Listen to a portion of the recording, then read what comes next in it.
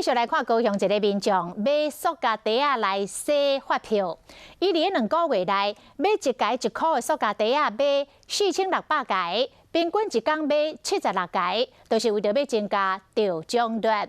结果真正得30张，换到奖金8400块。讲这款的方式并无违法，但是造成店家不少的困扰。 一个塑料袋多少钱？1块。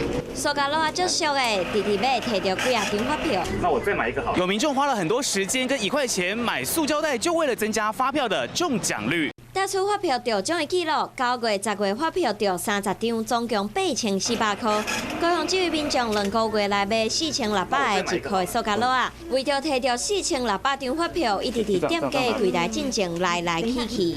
这种发财方式无任何违法问题，不过已经对店家造成困扰。会很麻烦，我会拒绝。着8400块，扣掉成本4600块，赚3800块，想要靠得奖来发财，甩开一天的时间买76个塑胶袋啊！觉得他在浪费东西，浪费纸张，也是浪费别人的时间。比方说，他有那个交易的事实的话，那去取得的发票，就我们来讲，那也不是违法。那不论他金额的那个大小，这样。直直买塑胶袋来赚发票，只要无拍通便，全部会使正常兑奖。